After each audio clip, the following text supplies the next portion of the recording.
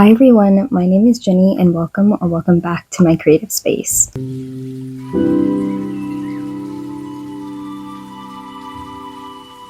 I actually wasn't planning on vlogging, but I started reading this book, which we will talk about in a second, and I thought, what a perfect way to start spooky season with doing a reading vlog where I read some spooky books.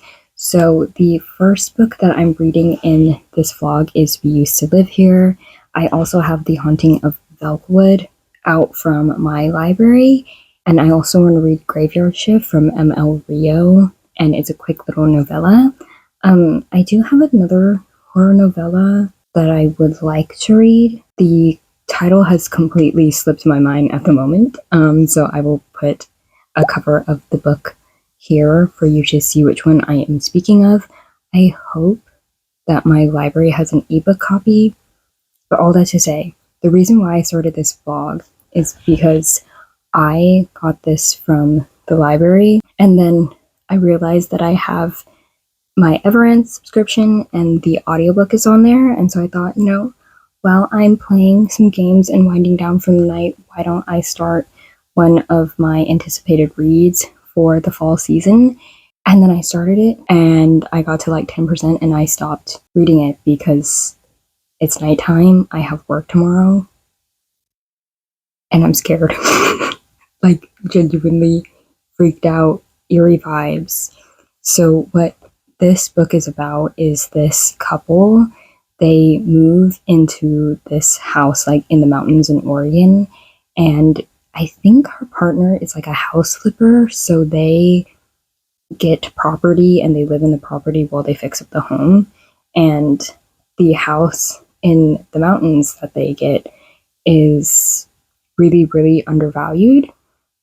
Like on the market, it's super cheap, and her partner, the main character Eve, her partner Charlie, is like, yeah, financially we need this home right now. And so they've only lived there for like a month, I think, and randomly this family knocks on the door, and the guy, the father of the family, is like, yeah, we used to live here and I want to show my family around. And she lets them in. Why she would do that, I don't know. But then, not only that, but she's home alone.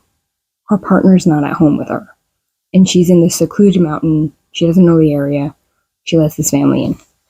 And I'm like, okay, maybe they're just weirdos, right? Like, I can handle weirdos. But then she starts seeing things in the house. The family who she lets in the house, weird things are happening. They have a creepy little girl. And the creepy little girl, her name is Jenny. I've never read a book with a character with my name.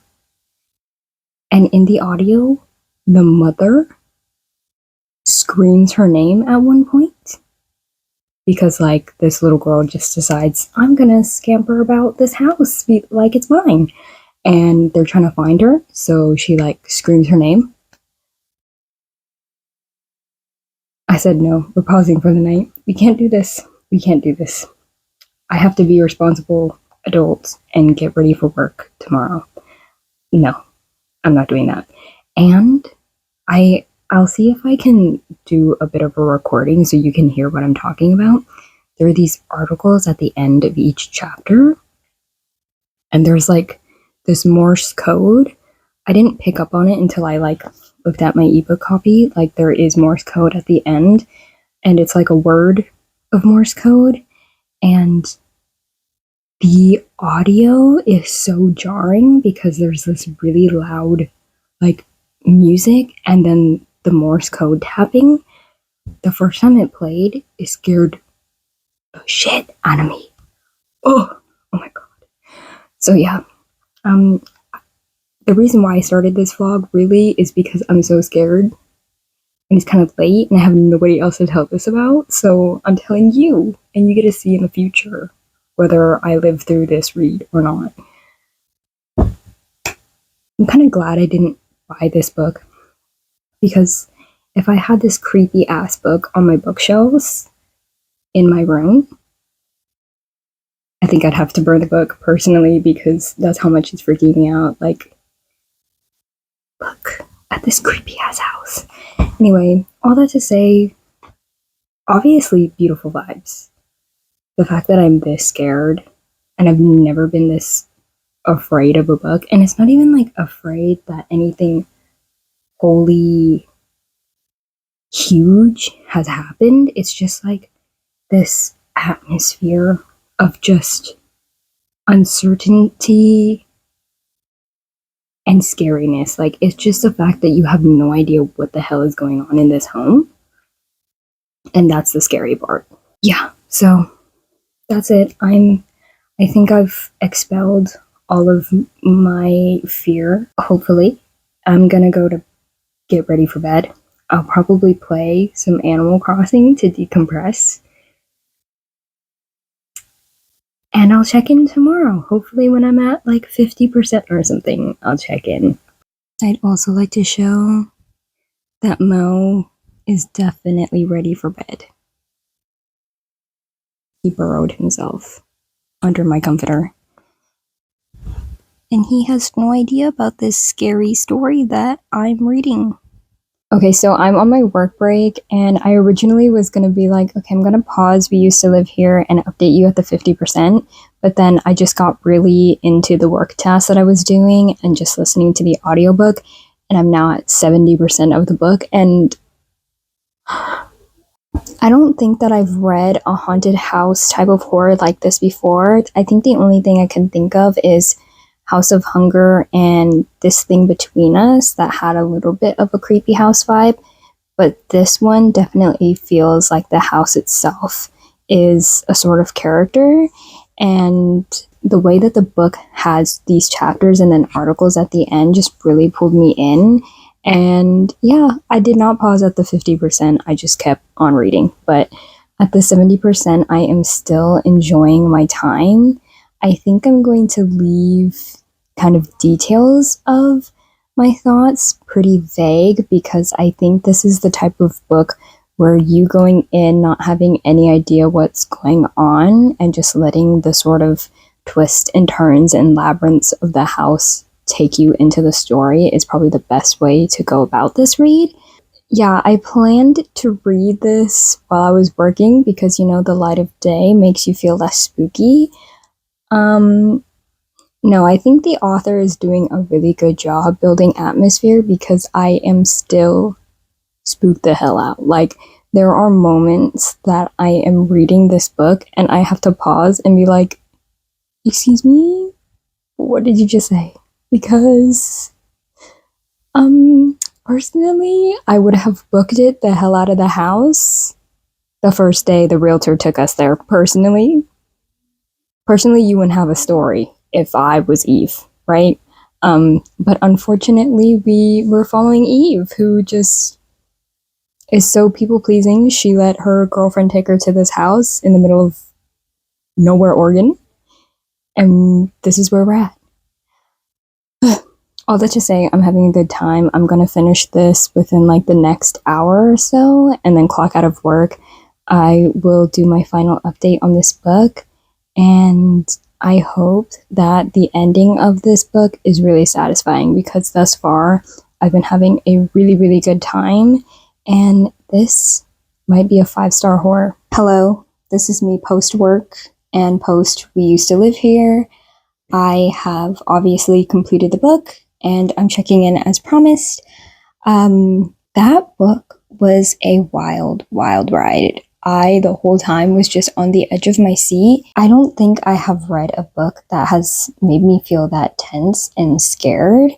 And it's not the fact that there's these jump scares or these really, really big moments consistently in the book. It's just the fact that there is this unsettling and eerie vibe that is sewn through the book and stays there. Like, it just feels like this fog has descended on your mind as you're reading, and like as you continue to read, the fog gets thicker and thicker, and my gosh, I was genuinely scared. Yeah, I think I'm settling at a 4.5.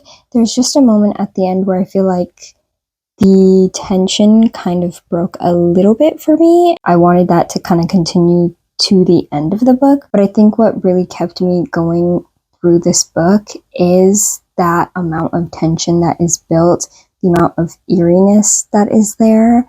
And for a book that is really like haunted house vibes, I think it did such a good job. And just getting to the end of chapters and pausing and like looking up what the Morse code turned out to be, it made it feel even more eerie to me, because you're like, I don't even know what the full message of this is, but then your mind is trying to fill in the blanks of what the message could be. Truly, what a fun read to read with other people and just discuss and like scream in a group chat and be like, I'm so scared and frightened and afraid for my life and I don't know what the hell is going on. But yeah, with that first book done, I think it was a great way to start out spooky season. It definitely got me in the vibe, and it actually makes me really excited to read Haunting of Velkwood. I don't think that one is necessarily a haunted house story. I think it's like a haunted community story. So we'll see how that goes. I don't think I'll start it tonight. I kind of just want to play some Zelda. I got the new Zelda Echoes of Wisdom, and that has really like taken over my mind. So I think I want to settle down for the night and like play that. But once I do start Haunting of Velkwood, I will check in with you, and I'm just really excited to see if that one spooks me out just as much as We Used to Live Here did. So I'm really ready to dig in and get the spooky vibes rolling. I'm getting ready to run some errands, and I thought it'd be a good time to check in about Graveyard Shift by Emma Real. I started that one last night via audiobook on Everend, and I don't know if I have much to say. So basically the premise thus far that I've read is that there's these 5 like eclectic people from the town that meet up at this graveyard at night, and they chat, I guess, like they smoke cigarettes together and they just chit chat and dally. But when they meet at the graveyard at the beginning of the story, there is a grave that is freshly dug. And the thing is this graveyard is like centuries old. Like there's nobody that has been freshly buried in this plot in years and years and years in this village, town area. And so one of the people in the group is like this journalist, and she thinks that it's very strange that there's just this freshly dug plot, and it's like, what could it be for? Because it's not like anybody is going to have their funeral at this abandoned graveyard.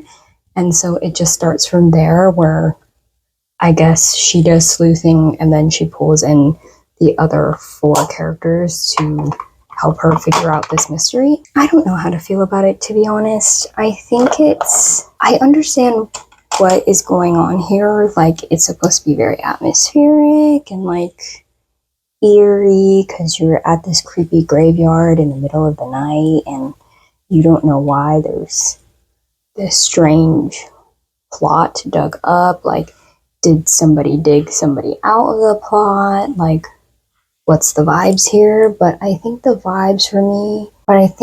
issue for me is that the atmosphere is lacking a little bit. With Gothic reads, it works because the atmosphere is really, really set up. Like, there are paragraphs that describe the area that you're in. And for this one, because it's a novella, I think the deep descriptions are lacking a little bit for me. I think I'm about 5 chapters into the novella, so I am going to give it a good college try and see if it picks up. But from the way it's set up, I don't think this book necessarily has like a big plot or anything. So I'm just trying to go with the vibes, I guess, but it's just not fully working. And I think it might be because maybe I'm not invested in who these 5 characters are. Like, you meet them pretty briefly, and in the following chapters, we kind of follow one other character, and we slightly get to know a little bit about that person and what they're doing. I don't really care about these people, so it's kind of like my interest is waning in that sense. And the mystery, personally, Do I really care why there's a random grave?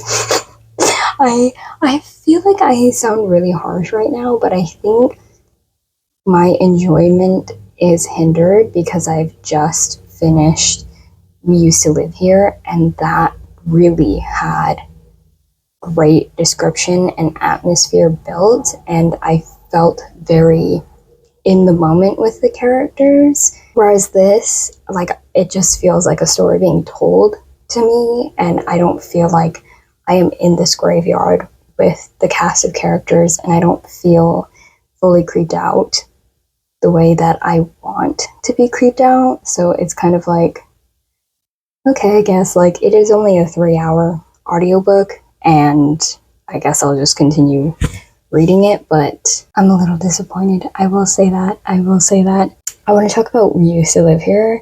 I think I'm going to change my rating from 4.5 to 5 stars because I just had such a fun time reading this with one of my friends. It was a buddy read for Witchwood, but one of my friends in the Witchwood was reading it around the same time that I was. And so after he finished it yesterday, we were just chatting about like theories and what we thought certain things meant in this story. And like, it was just such a fun time to be like, oh, did you see this detail? And like, what do you think about this? And do you think these things correlate with one another? Or is it just like a one-off kind of experience? All that yapping to say that I'm not really into my read of Graveyard Shift, but I had a really good time with We Used to Live Here, and I'm hoping that Haunting in Velkwood is a better reading time for me. I'm gonna get done getting ready, and I'm gonna go run my errands, and hopefully later tonight I can sit down and finish reading Graveyard Shift. I mean, technically I could read it now, but because I'm having a hard time getting into it atmosphere-wise, I might wait until like later at night to read it, and maybe the nighttime vibes will help me enjoy the book a little bit more. We'll see. But again, I'm gonna get ready to go, and once I have anything else to say, I will update you. So yesterday I finished Graveyard Shift, and I think all of the things that I had described yesterday in my check-in, I felt pretty much the same throughout. The atmosphere didn't really pick up for me, but I will say that there was one character point of view that I really was invested in, and I was really interested to see where her story plot was going, and I think she is the character that holds the biggest connection to the mystery that is unfolding. And so I really did appreciate the answers to the mystery that they were searching. Although I think yesterday I said, do I really care why there's like an open grave in this abandoned graveyard? I will say that the reveal of why that was the case was interesting. But I don't know, I felt like it kind of lacked a bit of depth with the other characters, and because I wasn't connecting so much with them, it was hard for me to keep my engagement with the novella despite it being so short.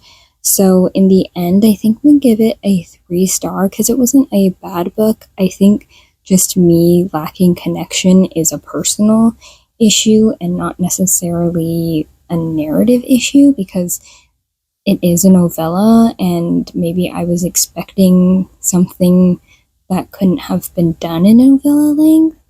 I am going to go start the next book, The Haunting of Velkwood, and I'm going to play some Animal Crossing. I am really deep in my Animal Crossing bag right now. I had just restarted my island and I'm getting all of like the little buildings set up and trying to plan what my layout for my town is, and I'm having so much fun like getting to do all of the beginner things and like catching all the little critters. So I'm gonna go do that, and once I get a little bit into it, I'll go ahead and give a synopsis. I also said that I was going to read the novella for We Need to Talk thing. What? I can't for the life of me remembered the title of that novella, This Is Where We Talk Things Out, or something like that. I'm still on the fence of whether or not I want to read that one for this video, but I will let you know once I make my decision. But I'm gonna let you go here, and then I'm gonna get my things done. Yesterday, I started The Haunting in Velkwood, and I got to about 30% and then paused for the night.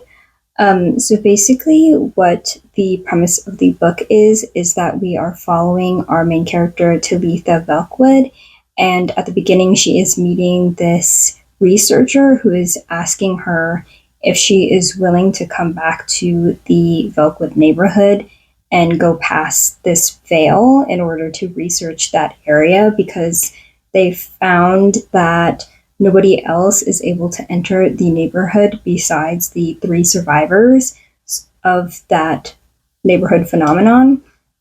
And so basically, like back in the day, I think in the 70s, the Velkwood neighborhood, just everybody in there became ghosts, but these 3 young girls, so Talitha, her friend Brett, and her other friend Grace, and the 3 of them were the only lone survivors.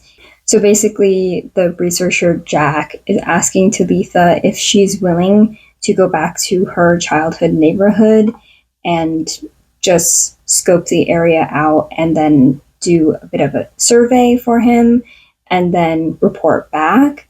And at first she's kind of reluctant to do so, and she ends up kind of like contacting her friend Brett, who she hasn't been in contact with for a long while.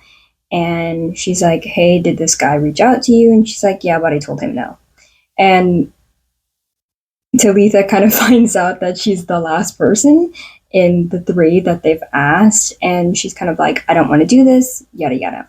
She goes back to her apartment and she's like, what have I done with my life? Nothing's really accumulated to anything. And every time she tries to move on and do something with her life, she feels like the story of her neighborhood becoming just like a ghost town overnight is haunting her, and she can't really move on from her life. And she kind of makes up this excuse that she'll help the researchers out, but mostly to appease her curiosity and see if she can find her younger sister Sophie in there and see if she can take her past the veil and bring her back to the area that she's in. It doesn't feel much like a horror to me at this point. It feels much more of a paranormal mystery. But I kind of like the slow pace and following around Talitha and just seeing how her opinion of her life has spanned out. She is a woman in her 40s, so it's really interesting to follow a character who is in her mid-age instead of somebody who's younger. But yeah, thus far I'm having a good time. I think it's quite well written and it has a good atmosphere, but it isn't what I expected. I thought it would be much more active of a plot and we would be, I guess, feel more creepy. At this point, it just feels eerie, but like not eerie to the point where I'm unsettled, if that makes sense. But on other news, I know yesterday I talked about potentially reading the novella for This Is Where We Talk Things Out. I am doing a change of plans because I've been roped into buddy reading Mayfly with my friend Steph from Stephanie Bookish. I don't know why I agreed to this. I do know why I agreed to this, because one, I bought Stephanie that book for her birthday, and I said, like, I am so terrified to read that book, but if she reads it, I'll read it. And I guess the time has come for her to read the book, and she bat signaled me, and I was like, I guess I'll read it. So, change of plans, we are not reading This Is Where We Talk Things Out in this video. I'm kind of terrified, personally. Very terrified. I've just heard the most wild things about this book. And there's a hockey romance, and one of them's Elsa, something like that. One of Disney princess, but like obviously they can't say Disney in the book. But yeah, I'm not sure where it's going, but I know that it's a horrific one. So yeah, I'm gonna get going. I'm going to finish the rest of Haunting of Elkwood today. Maybe depending on how quickly I get through it, I could start Mayfly tonight. Might not be the vibes because I would like to sleep. I do have work tomorrow. But I will update you, and I will try to keep you updated on what my reading experience with Mayfly is like. It could just be me trauma dumping at that point because I've just heard some very, very wild things, and I'm genuinely scared of this read. Hi, good evening. I am speaking softly because it's really late and I'm getting ready for bed. Here's Mo, already ready for bed. But I finished Haunting in Felkwood and I am going to give it a 4-star rating. I think the ending, there's definitely a bit more active things going on in the plot. But overall, I really liked the exploration of relationship in this and us examining trauma from our main characters' pasts and how that eventually shows up in their current life and how they end up dealing with that trauma. And I think it's interesting also to see the contrast between how our main character handles things and how her two childhood friends deal with their trauma. But from all the explanation that I had earlier, I think it still stays the same. It's very much a slow burn paranormal mystery versus like, I guess when I think of horror, I think much more body gore and there's like a level of violence. There was a little moment of violence towards like the latter half of the book, but maybe I've been so traumatized from all the other horror that I've read this year that I'm like, oh, it was pretty light. It wasn't too intense. But again, check trigger warnings to make sure this is something that you're able to handle and it's not anything that is too much for you. But definitely for me, I think the horror elements were pretty mild and it leans much more paranormal.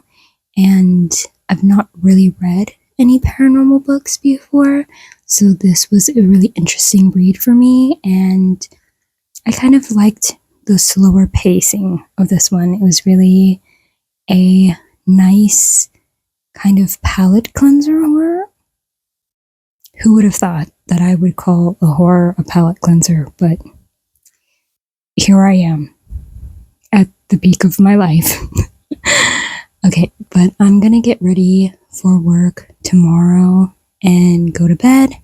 But yeah, I'm gonna get ready to go to bed.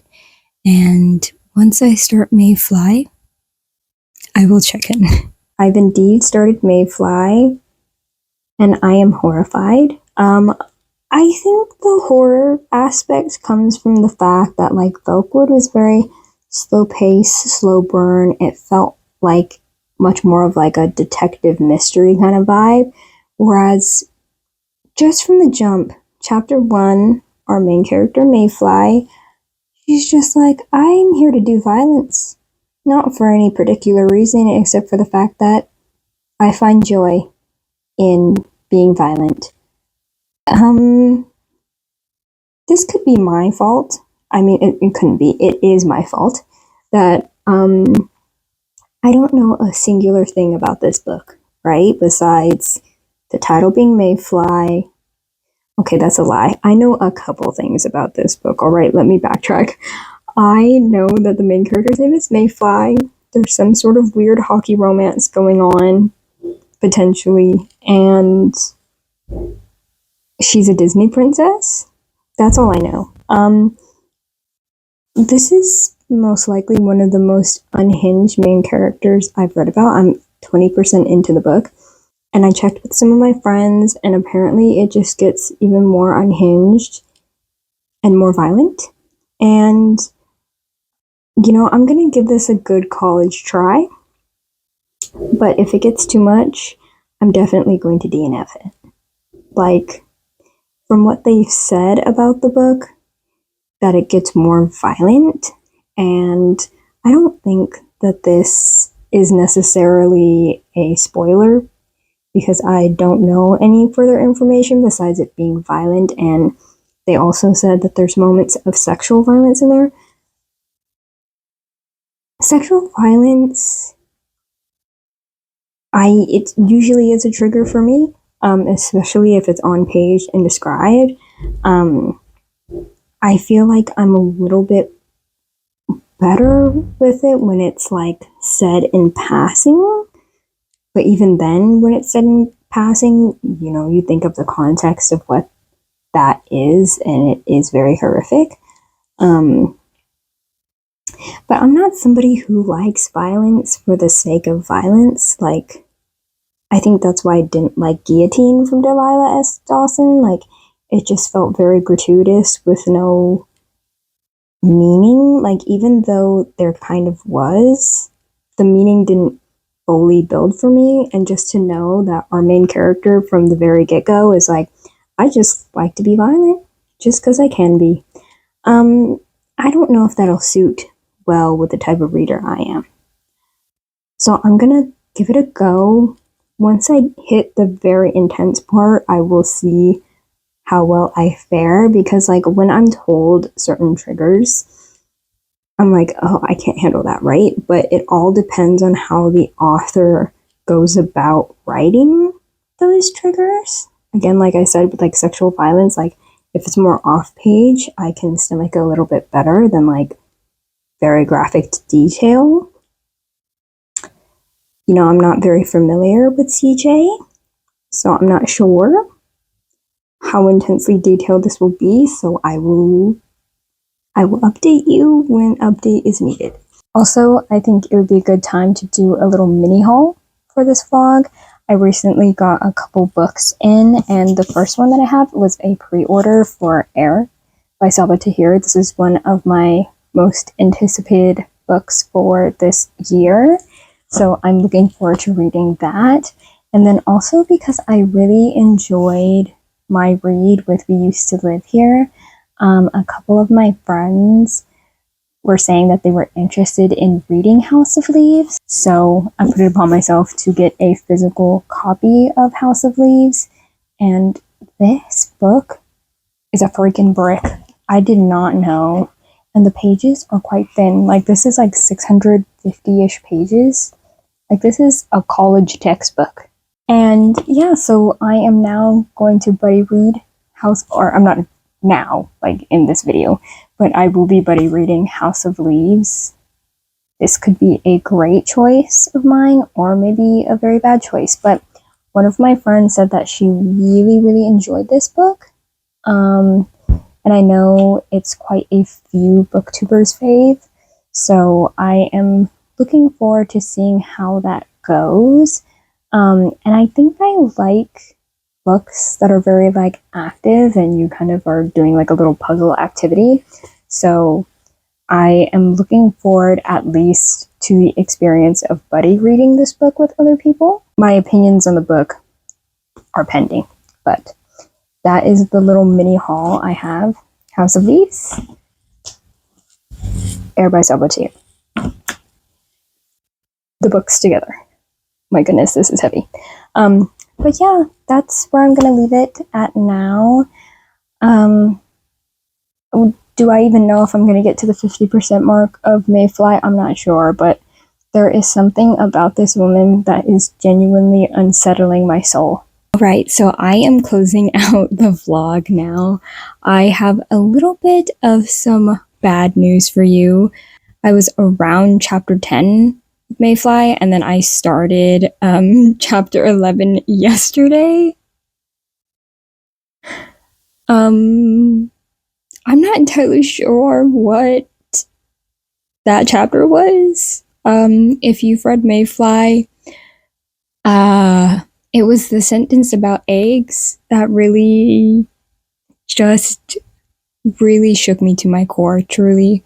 And I decided, you know what? Let's just DNF where we're at an outlandish part, but not a traumatizing part, right? Like, I could leave myself at the cliffhanger of something outlandish, but I don't think I want to traumatize myself. So I ended up DNFing. I let Steph know that I am not finishing it, and I don't think she is either. And then, like, I asked for some spoilers from people that I know that have read the book. And yeah, I think I made the right decision with DNFing Mayfly. Even them just casually being like, oh, this happens with like no detail of like obviously what the author would describe in those moments. What to even say? What to even say? And why like I finally decided to DNF was that those two moments that were very unsettling to me happened to be scenes of a sexual nature. It wasn't necessarily sexually violent towards anybody, but there's something about using sex in horror that really unsettles me.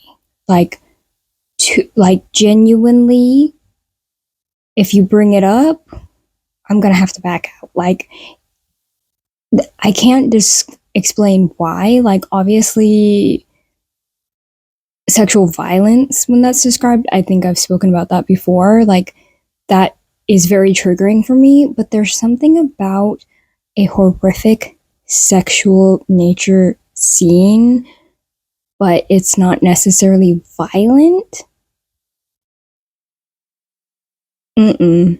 No, no. And Maeve, you know, she's just very unhinged. And I don't think I want to hang out with her any further. So we're gonna stop at like I think the 20-25 percent mark.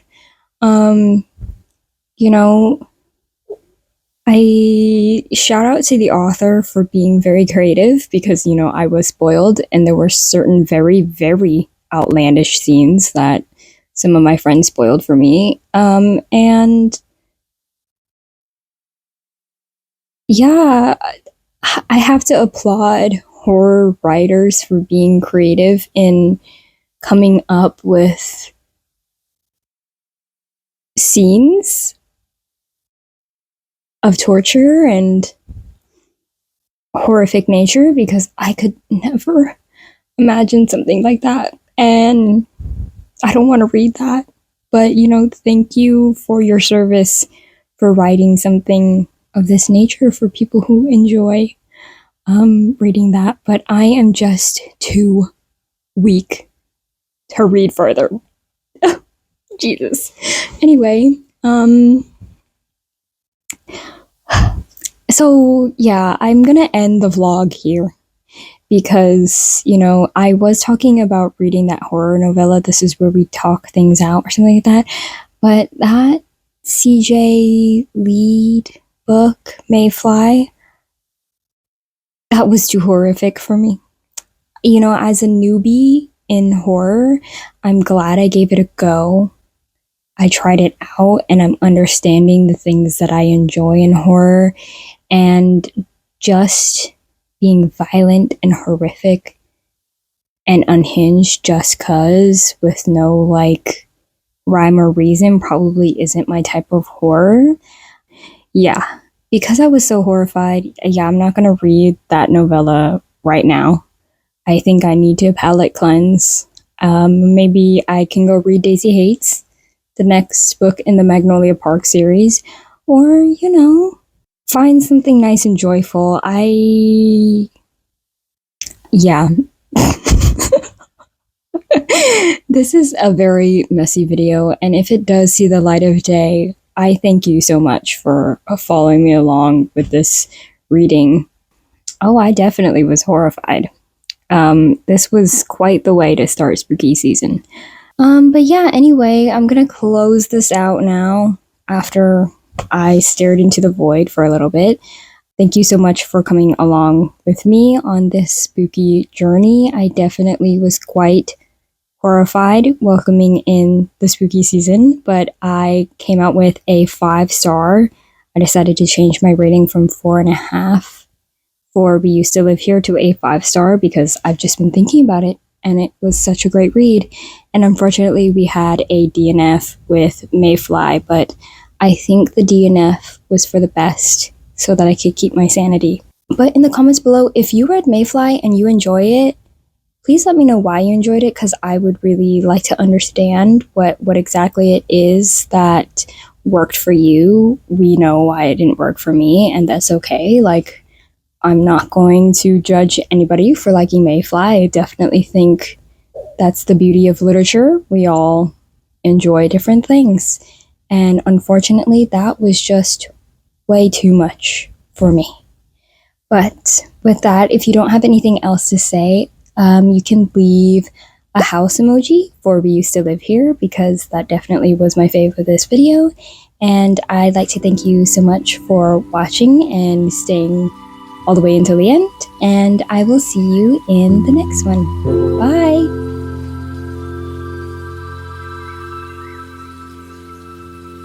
Bye!